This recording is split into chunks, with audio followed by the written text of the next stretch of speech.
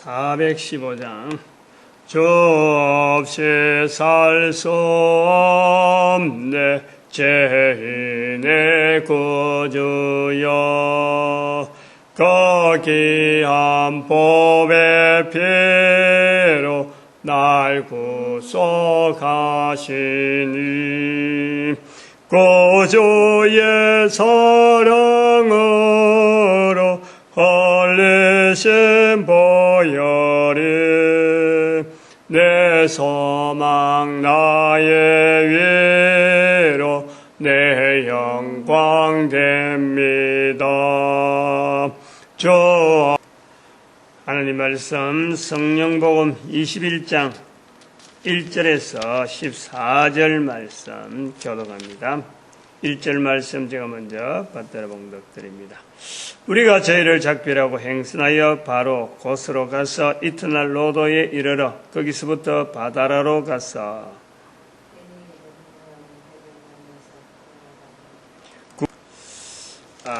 성령복음 21장 우리가 읽는 이 부분에 13절에 있는 말씀으로 예루살렘에서 죽을 것도 각오했노라. 사도 바울의 비장한 표현이 나옵니다. 이런 표현이 나오는 그 배경에 보면은 사도 바울이 지금 예루살렘으로 3차 전도 여행을 마치고 예루살렘으로 지금 급히 배 타고 가는데 왜 그러냐면은 오순절이 당하기 전에 우리는 오순절을 그렇게 큰 절기를 안 보는데 유대인들에게는 오순절이 굉장히 중요한 절기였어요. 6월절을 원래 보내야 되는데 돌아와야 되는데 6월절 못 돌아왔거든요. 그럼 6월절 지나서 오순절이라 50일이 기간이 있는데 6월절을 지난번에 보내고 무교절이죠. 20장 6절에 보니까 우리는 무교절 후에 무교절을 6월절을 이미 밖에서 보냈으니까 아마 오순절은 이 오순절 절기 사람들 많이 모이는 이 절기 예루살렘에서 보내려고 하는 바울의 중심이 가득한 거예요. 그래서 지금 오순절에 맞춰서 열심히 가는데 어저께 20장에서도 말씀했지만은 사도 바울이 에베소 사람들에게 밀레도에 와 있는 에베소 사람들에게 이야기합니다. 각 성마다 가면은 성령으로 20장 24절에 오직 성령이 각 성에서 내게 증가하여 결박과 환난이 나를 기다린다. 결박과 환난이. 그러니까 많은 사람들이 지금 성령님의 이름으로 환난과 결박이 바울에게 기다리고 있다는 것을 알려주고 있는 상황이란 말이에요. 그런데 바울은 지금 그런 소리를 들음에도 불구하고 예루살렘에 나아가는 거예요. 오순절이라고 하는 이 절기에 대한 아마 본인의 어떤 꼭 가야 되는 어떤 감동이 있었던가 봐요. 그걸 넘어가질 못해요. 그리고 오늘 요 21장에서도 두 번이나 4절에 보니까 이제 예루살렘에 가까워지면 가까워질수록 자꾸 그래 이야기하는 두 번이나 성령의 감동으로 바울들을 예루살렘에 올라가지 마라. 4절에서도 또 아까 12절에도 보니까 11절에 성령이 말씀하시되 이 띠임자 결박하여 이방인서에 넘겨주려라. 그러니까 사람들이 또 올라가지 마라. 바로 지금 예루살렘이 코앞에 있는 데까지 왔는데 가이사랴라 하면 바로 그 밑에거든 지금. 왔는데도 불구하고 가지 마라 막는 거예요. 이제 바로 예루살렘이라 하는 곳에 바로 코앞에 이제 배 타고 오는 여행은 다 끝났고 육로로 걸어가기만 하면은 자기 발이든지 어쨌든 간에 발로서 걸어가면 닿는 곳이 예루살렘인데 여기까지 왔는데도 가지 마라. 그럴 때 이 바울이 하는 이야기가 왜 자꾸 내 마음을 상하게 하느냐. 자꾸 갈등을 느끼고 있다는 거지. 나도 지금 이걸 가야 되느냐 말아야 되느냐 성령으로 말씀해서 자꾸 가지 말라 자꾸 하는데 결박이 있다 그러는데 성령으로 또 그런 사람들이 뭐 결박이 있다라 하면서 또 그 사람들이 가지 말라. 그 가지 말라 하는 거하고 결박이 있는 거하고는 이건 다른 거예요. 결박이 있다라는 건 성령님의 말씀이고 가지 말라는 거는 사람들의 의견인 거예요. 성령으로 가지 말라 했다 그러면은 이거는 말이 틀리는데 가지 말라라는 것은 사람들의 말이고 성령으로 말미암아 이 띠임자가 환난과 어려움을 당할 것이다 라고 하는 것은 성령으로 말씀하고 본인은 지금 감동에 의해서 가고 있고 이런 내용에서 사도 바울이 죽어도 간다 이 말이에요. 죽어도 예루살렘에 가서 죽어도 할 수 없다 간다 그러니까 사람들이 또 주의 뜻대로 이루어지다 라고 하고 있습니다. 오늘 이 표현에서 제가 좀 강조를 좀 이렇게 하고 싶은 것은 우리가 성령님에 의해서 말씀한다. 성령님이 이렇게 했다라고 할 때에 우리의 자세, 지금 현재 이런 말을 쓸 때 성령 충만 받아라. 성령이 역사하신데 성령에 따라서 움직여야 된다라고 할 때에 우리의 기본적으로 우리는요, 이 성령이라는 말씀을 어디에 배경해서 써야 되느냐, 뭘 배경해서 써야 되느냐, 이것 자체를 반드시 알아놔야 돼요. 반드시. 조금 더 풀어보면은, 유대인들은 지금 성령님에 쓰는 성령님이라고 표현하는 것은 유대인들은 너무 자연스러운 거예요. 너무 자연스러워. 그 말은 유대인들이 역사 가운데, 유대인의 문화 가운데, 이스라엘이라고 하는 그 문화 가운데 그 문화 자체가 성령님을 인정하는 문화라. 그리고 성령님을 인정 안 하고 어릴 때부터 어떨 때에 성령님을 쓴다라는 것을 훈련을 사회적으로 구조 자체가 성령님을 인정할 수 있는 구조로 그 문화가 오랜 세월을 두고 형성되어 있는 거예요. 그래서 우리가 성경에 시가스에 대한 표현을 이야기하잖아요. 시가스. 제가 주장하잖아요. 성경에 나오는 시가스를 통하여서 이스라엘 백성들을 훈련한 것은 이거는 바로 성령 하나님에 대한 표현, 그 훈련의 하나의 도구, 언어 훈련, 그걸 가지고 자꾸 쓰는 거예요. 그래서 오늘 마지막 절에 나오는 것도 주의 뜻대로 이루어지다 하는 그 주는 성령님을 말씀하세요. 성령님. 우리는 주의 뜻 하면 예수님이 주 예수 그리스도라고 하는 그거 연결해갖고 말만 딱 같다 싶어서 주 예수. 그래서 예수님의 뜻대로 이루어진다. 주라 그러면 무조건 예수님이라고 하는데 유대인들은 그게 아니라는 거예요. 이런 갭을 우리가 인정을 해야 돼. 인식을. 유대인들이 쓰는 성령님 또 유대인뿐만 아니라 예수 그리스도를 증거하는 제자들이 유대인인데 그들이 쓰는 성령님 이게 차이가 있다네. 차이가. 이 차이를 알아야 돼요. 이 차이.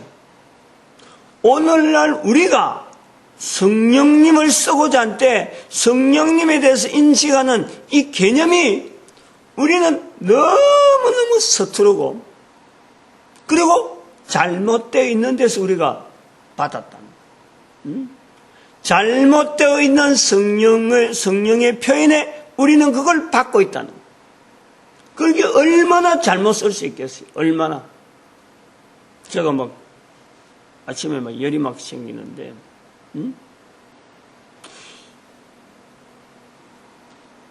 교회를 참 다니는 것만 갖고, 교회를 다니는 것 갖고, 우리가 성령이라고 하는 이런 표현을, 나도 쓸만한 시점이 왔다라는 이런 인식을 대결하는 거예요. 성령님을 저렇게 쓰는구나, 성령님을 저렇게 쓰는구나. 라고 하는 교회에 다니고 있었던 연륜, 거기서 일부 어느 정도 처음에는 어림도 없어요. 어림도 없어요.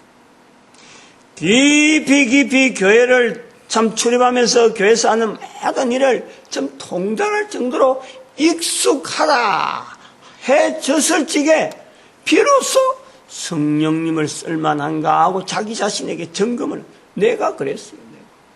내가.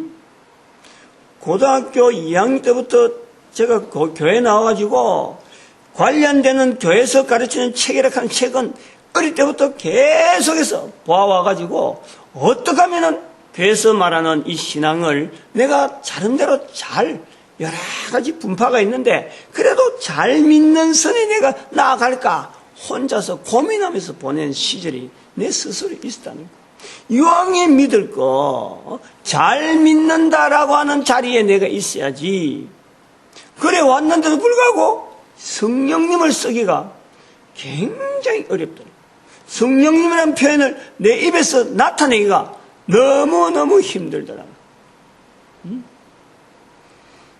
지금도 사람들이 부흥사들이나 안 그러면 참 나름대로 체험을 가지고 성령님이라고 이래 분명히 이야기하면서 쓴다는 사람들을 붙잡아 놓고 당신이 그 성령님이라 쓰는 것에 대해서 이야기 좀 해봐라 하면요. 그거에 대해서 근거를 대고 자신있게 말할 수 있는 사람이 없어요. 어쨌든.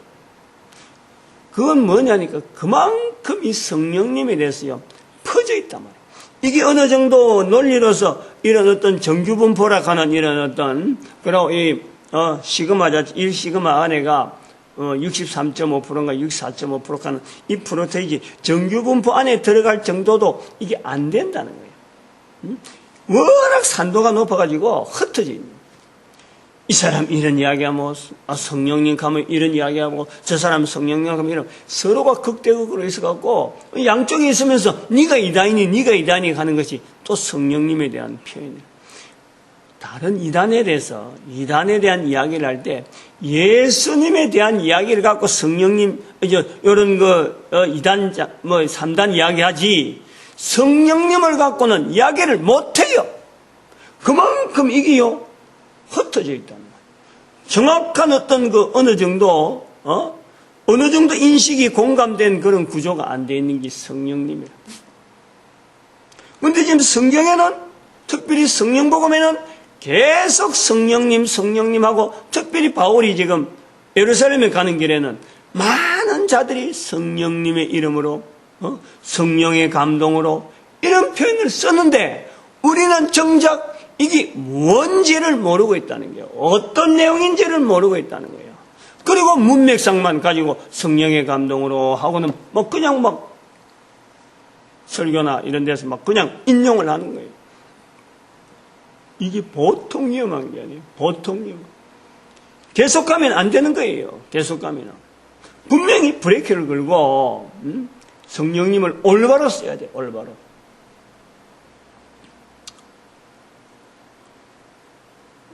늘 그래 제가 이야기를 하는 중에 자꾸 말을 합니다만 하나님께서 하나님을 믿을 수 있는 인간, 하나님을 인정할 수 있는 인간들이 모든 인간들이 다 되게 하기 위해서 하나님은 오랜 역사를 두고 훈련시킵니다. 훈련시키고 모든 인간들이 하나님을 인정하는 그 환경을 두고 하나님은 인간들을 훈련시키는 거예요. 그 훈련의 과정 중에서 한 민족 단위를 훈련시키는 거예요. 민족의 오랜 역사와 오랜 문화를 통해서 모든 사람들이 하나님을 믿을 수 있도록 하나님을 인정할 수 있도록 그 훈련을 시켜오는 거예요. 그 훈련에 이제는 모델로서 기능을 가지고 있는 종족이 바로 이스라엘 종족이라. 이스라엘이 하나님 앞에 훈련받는 틀 자체가 제사제도라든지 그 다음에 성경을 참 어떤 보게 된다든지 그거는 전체 구조에서 그 민족이 가지고 있는 하나의 독특한 환경, 그걸 하나님께서 허락하시고 그 환경을 가지고 하나님은 결국엔 전 인류가 그러한 그 구조 속에 하나님을 인식할 수 있는 틀을 가질 수 있도록 허락하고 있다니까. 그래서 성경에 우리가 구약을 우리가 딱 보면서 성경의 참 전체를 가지고 아브라함 이후에 그 유대인들이 뭐 어떤 생활하고 무슨 뭐 참 성경 각권에 있는 여러 가지 표현들을 갖고 다양한 하나님을 향하는 그 표현을 다양한 그거 다 넣으려면요 전 민족이 전 인구가 들어오기는 너무 벅차요. 너무 벅차요. 근데 그 간철에서 뭘 하느냐? 성부 하나님, 성자 예수님, 성령 하나님에 대한 표현, 그 표현을 훈련하는 하나의 도구로서 성경을 간략하게 볼 필요가 있는 거예요. 왜냐하면 장차 전 인류가 성부 하나님, 성자 예수님, 성령 하나님에 대한 인식을 하기를 바라는 것이 하나님의 원하시는 거예요. 방대하게 퍼뜨려가지고 이것이 믿는 건지 저기 믿는 건지 이렇게 복잡하게 원하시지 않는 것이 하나님이시죠. 디모데전서 2장 4절에 모든 사람이 구원을 얻으며 진리를 아는데 이르기를 원하시기 때문에 이게 복잡하게 퍼뜨리는 것을 하나님은 원하시지 않는 거예요. 가장 간단하면서 가장 핵심적이면서 그 진리 그거 딱 붙잡고 모든 인류가 만드신 하나님을 인정할 수밖에 없도록 바라시는 거예요. 그 기다리는 거예요. 계속 기다리는 거예요. 이스라엘 민족을 기다리고 교황 제도를 통해서 기다리고 근데 올바르지 못한 그 인간들의 풍습 하나님은 사람을 선하게 지으셨으나 전도서 7장 29절에 사람들이 깨를 내잖아요. 깨를.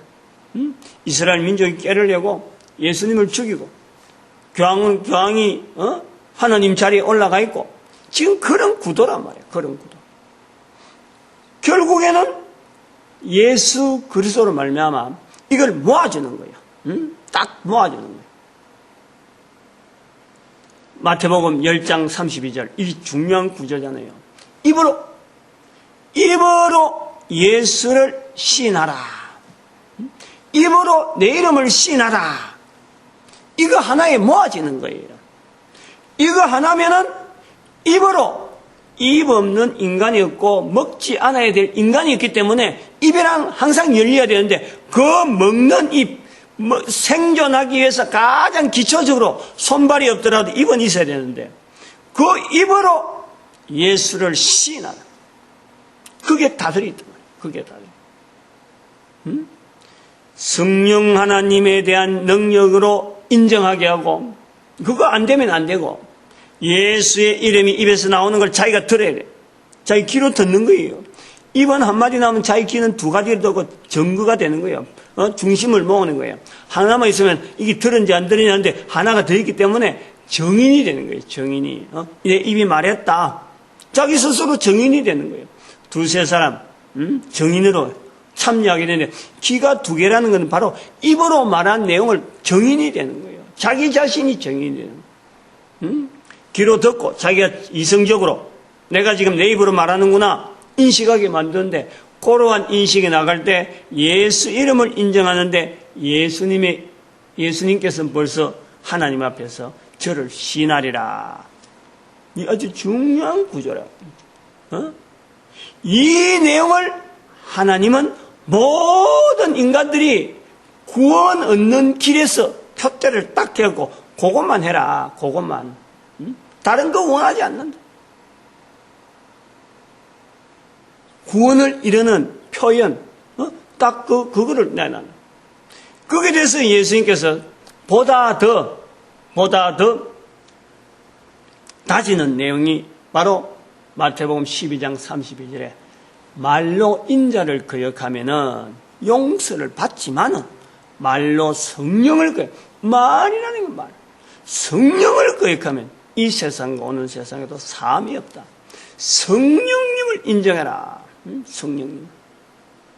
사도행전 성령복음 1장 8절에 성령이 너에게 임하시면 거기에 연결되어지는 거예요. 성령이 그렇게 연결되어져야 되는 거예요. 우리는요 바로 그 부분을 붙잡아야 되는 거예요. 이스라엘은 수천 년의 역사 통해서 바로 성령님을 인정하는 건 몸에 배어 있다 그러면은 우리는 입에서 말로 예수님을 시인하는 것에서 성령님을 인정하는 그 자세가 하나님께서 오늘날 전 세계 인구를 통해서 성령님을 인정하는 유대인들의 모습을 통해서 성부, 성자, 성령을 인정하는 유대인의 삶을 통해서 요구되어지는 우리 인간들 개인에게 성령님을 인정하는 것을 원하고 계신다는 거야. 그런데 그것이 성령님은 혼자서 내가 인정한다고 되는 게 아니라 입에서 예수님을 시인하는 가운데 성부, 성자, 성령님께서 거기서 같이 역사하신다. 전도의 자리가 바로 그게라니까. 전도. 우리로 하여금 내 정인되라라고 하시는 예수님은 바로 그 축복을 우리에게 하시는 거예요. 축복의 자리야. 축복의 자리. 우리 인간 개인이 적용할 수 있는 성부, 성자, 성령 하나님을 인정할 수 있는 이스라엘로 하여금 수천 년의 역사를 거쳐서 훈련시키던 그 단어를, 이스라엘에게 남겨진 그 단어를 성경을 통해서 우리 한 사람 한 사람에게 적용되어지는 그 하나의 모양이 입에서 예수님을 시인하는 것이 그런 내용의 구조가 되어지지 않고 희한한 능이 나타나는 것 가지고 손수건 얹어서 일난다, 병자가 낫는다, 이런 것 가지고 접근하면요, 이거는 한마디로 그 사람은요, 다른 사람을 실족해 하는, 연자맷돌을 메고 바다에 빠뜨리우는 그 행위를 직접 하는 거라.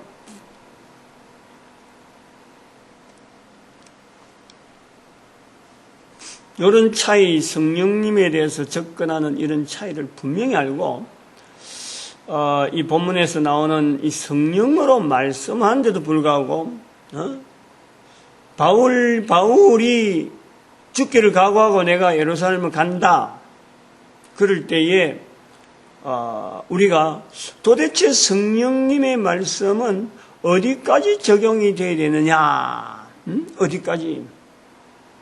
아까 제가 처음 초반에 그거는 설명을 했어요. 묶인다. 성령님은 지금 이 구분을 우리가 잘해낸다니까. 우리가 이 성령님에 대해서 쓸 때요, 절대 우리로 하여금 혼잡게 하지 않는 거네요. 방향이 딱 정해져 있어, 방향이. 사람이 깨를 해서 그렇지.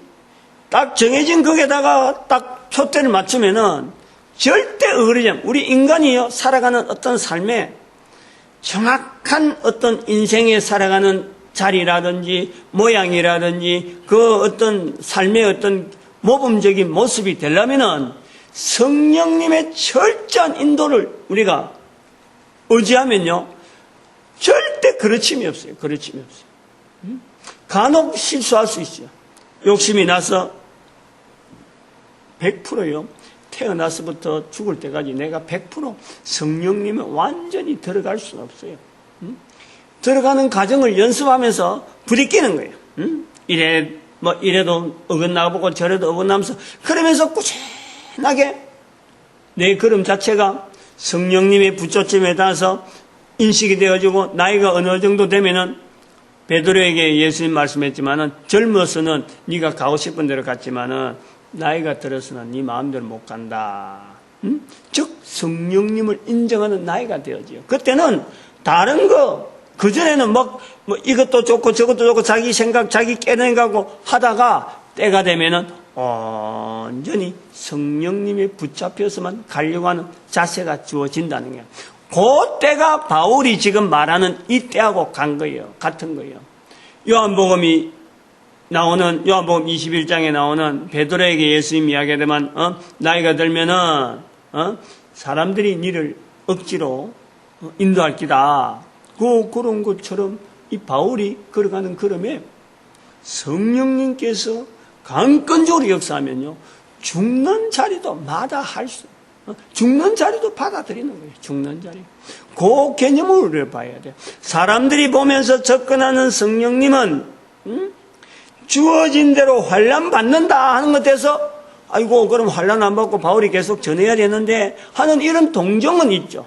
사람들의 동정은 있지만은 성령님에 의해서 가야 될 그러면 죽음이 있더라도 가야 되는 자리가 성령님으로 인도되는 자리는 또 그것이 어쩌면요 어차피 사람은 한 번 죽는 거예요. 한 번 죽는 거예요. 뭐 두 번 죽고 세 번 죽고 연습하는 게 아니잖아. 한 번 죽는데 죽을 때 죽는 그 자리에서 성령님을 끝까지 인정할 수 있는 그 삶이요 하나님은 우리에게 원하고 있는 거예요. 성령님으로 말미암는 죽음, 성령님을 의지해서 받아들이는 그 죽음, 그것을요 우리 인간들은 바라봐야 돼요. 살아있는 자들은 그걸 바라봐야 돼요. 내가 순교하겠다, 내가 뭐 어떻게 하겠다, 이런 거 거창한 말 할 필요가 없어. 거창한 말 할 필요 없어. 성령님께서 인도하는 자리에서 내가 죽는다고 하더라도 그거는 어쩔 수 없는 거고, 내 삶이, 내 인생이, 내 생명이 주께로부터 온 건데 성령님께서 나로 하여금 생명을 거두는 자리에 내가 있다 그러면 나는 어느 자리든지 그거는 기꺼이 가야지. 그러니까 사도 바울이 예루살렘에서 죽겠노라 라고 하는 말이요 성령님에 의한 나름대로의 자기 자리를 그러니까 성령님에서 사람들이 막는 거하고 막는 건 아니지. 뭐 주변에 있는 사람들이 성령님 감동해서 피임자에게 환난이 있을 것이다 라고 하는 것까지는 맞는데 가지 말라라는 거하고 사도 바울은 가겠다는 거 충돌되어질 때 충돌되어지는 것 같은데 실제로는 성령님은 동일하게 사도 바울의 자리를 지금 인도하고 있는 그 모습이라. 사람들이 깨를 내고 동정을 하고 가지 말라라고 하는 거예요. 그럼 우리가 이럴 때 조심해야 된다. 조심해야 된다. 설교가, 교회 설교가요, 얼마나 핀트가 어긋났는지 이걸 우리가 겨냥을 해볼 수 있어요. 지금 교회에서 설교한다. 교회 여러 가지 조직과 행정, 이 조직, 이런 여러 가지가 구성되어 있는데, 교회의 행정이 탄탄하면 탄탄한 만큼 실제로는 성령님의 역사하고는요, 굉장히 떨어져 있어요. 굉장히 멀어져 가고 있는 거예요. 굉장히 멀어져. 성령님의 역사는, 그런 것을 응용을 하는 거죠. 응용. 그것 자체가 없어져라는 거 아니고, 그러나 탄탄한 조직력이 만들어지면 질수록 성령님의 역사는 사람들이 찾지를 않고 조직에 의해서 갈 수밖에 없는 거예요. 조직에 의해서.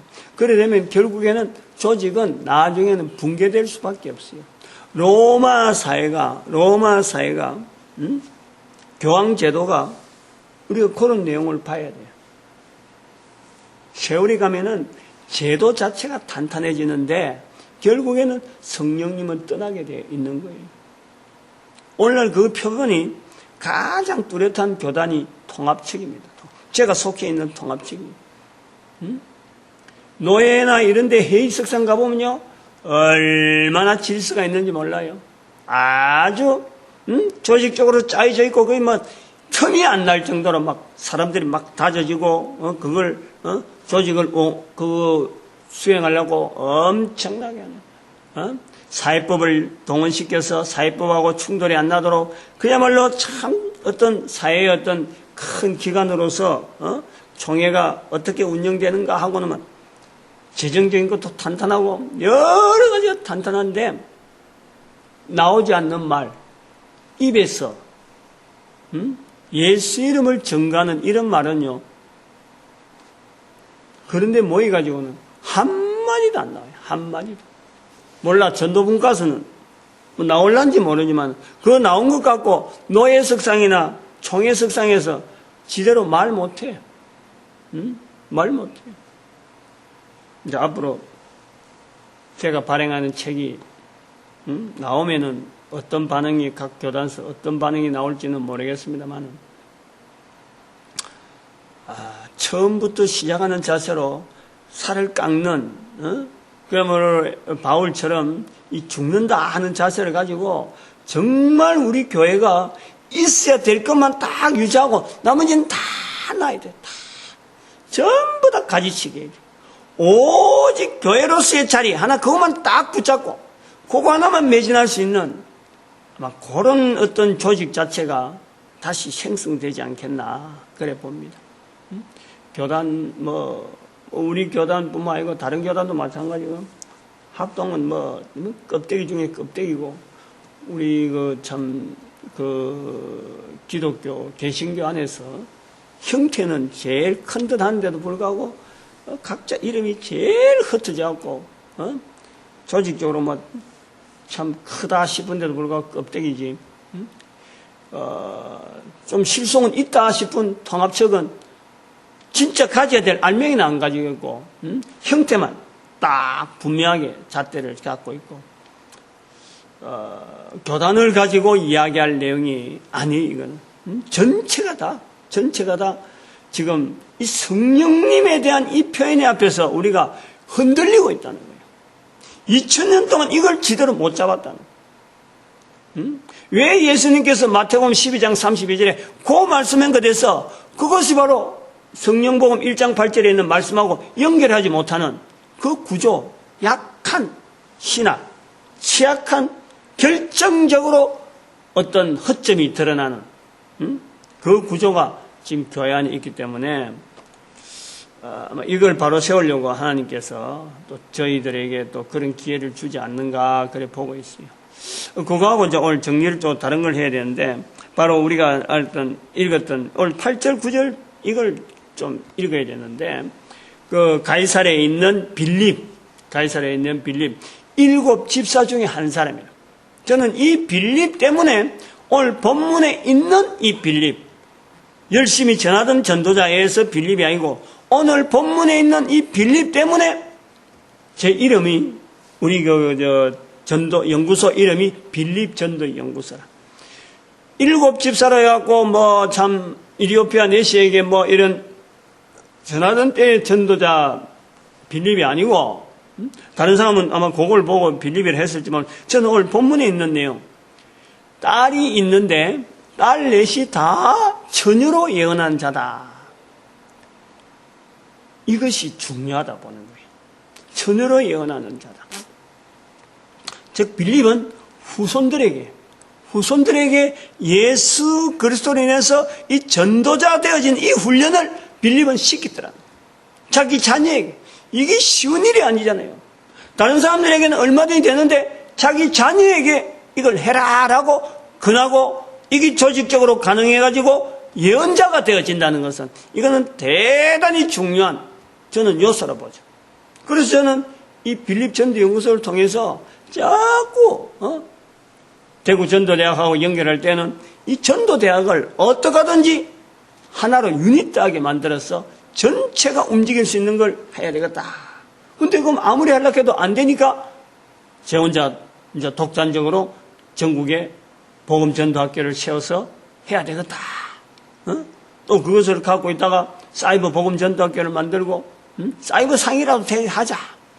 이런 몸부림을 치다가 지금의 책을 만들 시점에 대해서는 지역 복음 전도학교도 가능성이 있고 사이버 복음 전도학교도 가능성이 있고 아마 그러니까 하나님께서 책 만들 시기를 지금에 만들어주지 않느냐 이제 이렇게 보고 있는 거예요.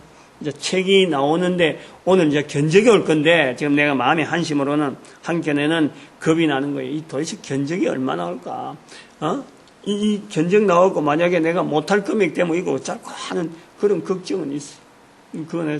그러나 책을 나오게 하시는 또 하나님께서는 또 여러 가지 방편을 통해서 또 허락하시는 또 섭리가 아니겠나 하고 한쪽 기대가 되고 한쪽은 좀 염려가 되고 이래 있어요.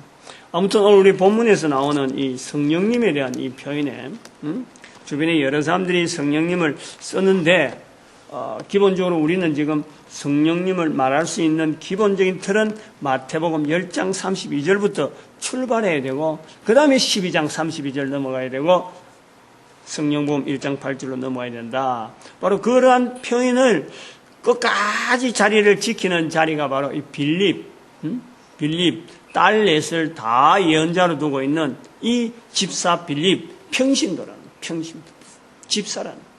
그러나 그 집사가 오늘날 집사하고는 똑같진 않죠. 오늘날로서는 어마어마하게 중요한 어떤 복음 전도 학교의 어떤 지역장, 할 수 있는 그런 어떤 수준이 되지 않겠느냐. 우리가 그 정도까지 우리가 볼 수, 그러한 빌립이 지역장이 생길 수 있는 복음 전도 학교를 사모하면서, 오늘 우리에게 주어진 이 전도자의 자리, 하나님 앞에서 이 너무 복되게 우리는 풍성히 누릴 수 있길 바라고 소망하고 꿈을 가져야 돼요.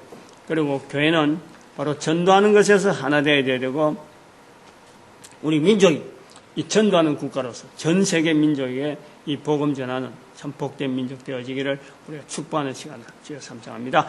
주여!